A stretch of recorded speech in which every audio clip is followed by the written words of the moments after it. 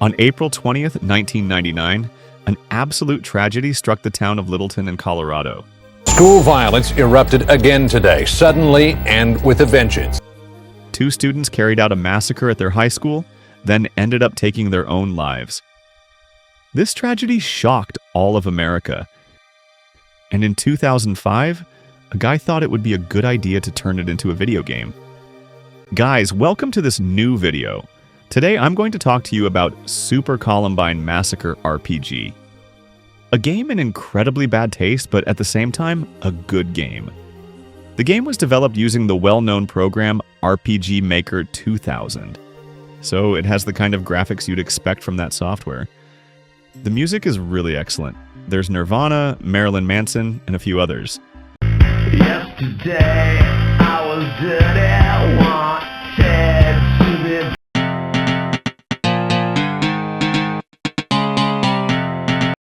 The goal of the game is to make the player experience the last day of Dylan Klebold and Eric Harris.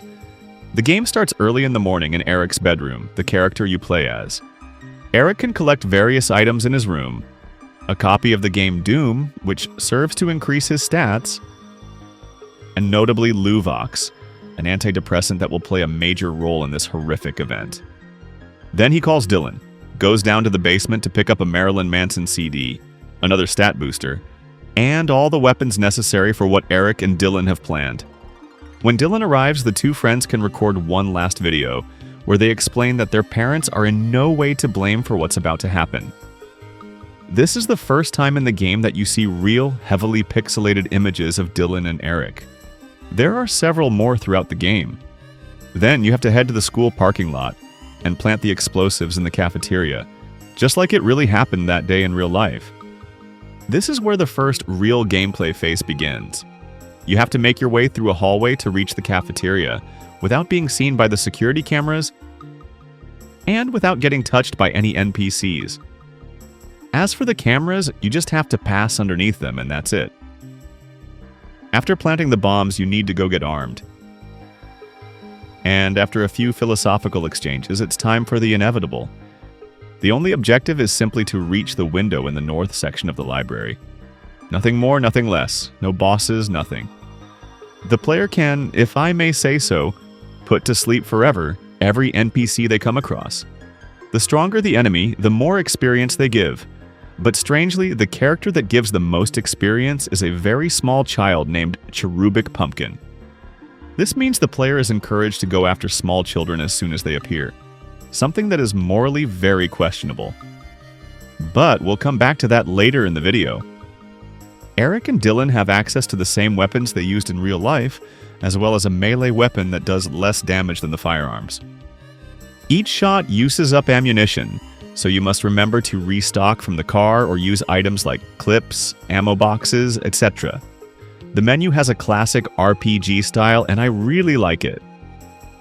While exploring the school, the player can find various items, for example, pages from the infamous anarchist cookbook, and a book by Nietzsche, which will be useful later on. It's sad to say, but I recommend that players who want to try this game should farm as much experience as possible in the school, which means making as many victims as they can. Then, it's time to head to the library and reach the infamous window to bring this madness to an end. Eric and Dylan fight with the police and eventually turn their weapons on themselves. And that's it. This is followed by a scene that is meant to represent a dream or vision of Eric. He imagines living with Dylan on a deserted island, in peace and free from the judgment of others. I won't dwell too much on the fact that the developer chose to show Eric and Dylan shirtless. A sad, melancholic song starts to play. Then the player sees real footage from that day, followed by various photos of Eric and Dylan, and a cross. I have to say that to me, there is no doubt that the developer is paying tribute to Eric and Dylan. That's the impression it gives. Then a few final lines of text. That's the end of the game. Or at least, that's what I thought the first time I played it. Back then, at that exact moment, I guess I turned the game off. But a few days ago, instead of turning it off, I picked up my phone to do I don't know what. And an image appeared. To my shock, I discovered that there's actually a second part to the game. and I completely missed it 20 years ago. Dylan and Eric are in hell and must fight the enemies from the game, Doom, eventually facing off against Satan himself, who, by the way, is the Satan from South Park. The player starts with Dylan, and as soon as the Doom music kicks in, the action begins.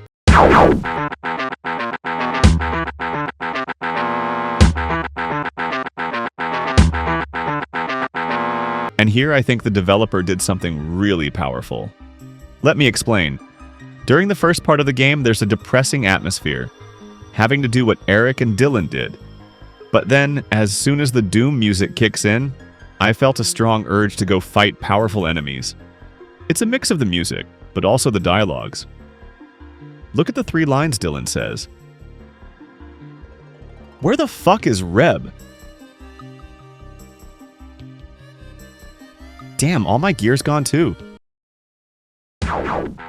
Someone has gone pay for this.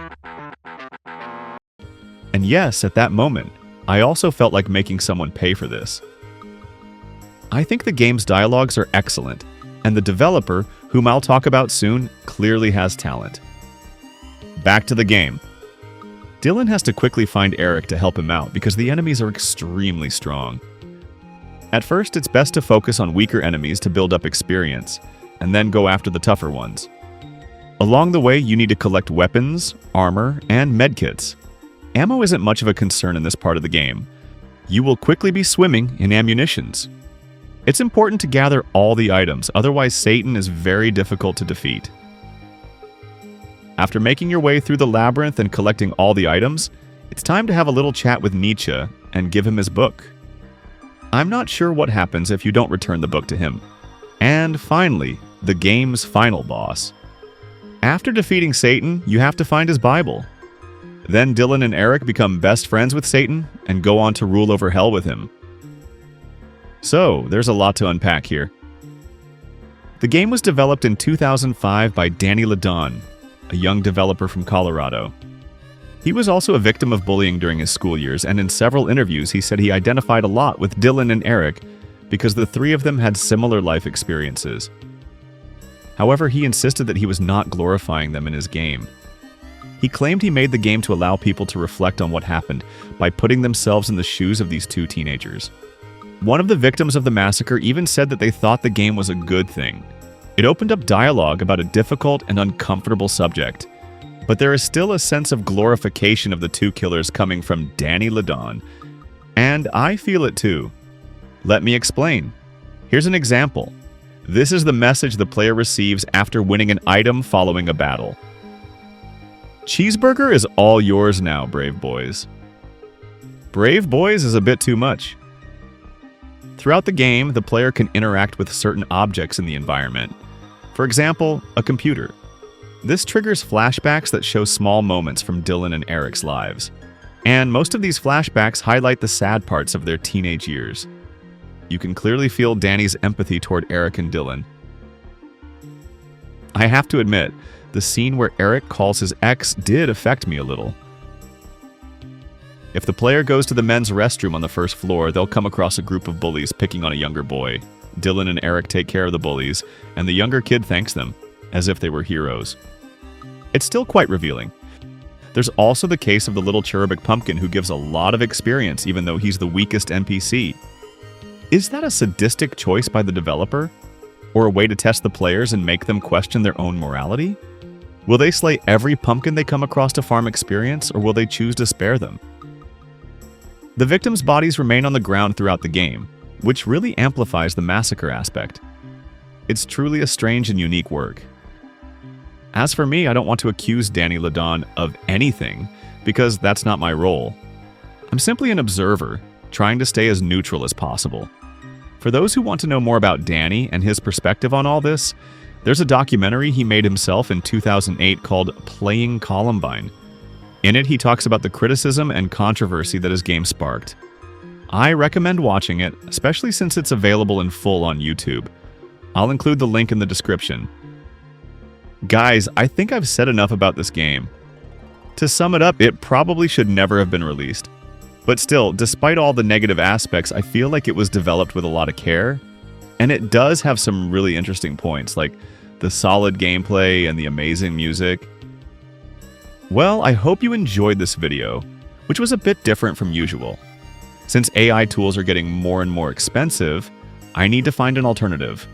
I'll keep making AI videos, but from now on, I'll also create some other types of videos to keep the cost down. Anyway, thank you so much for watching until the end. Don't forget to like and subscribe. Dear friends, see you very soon.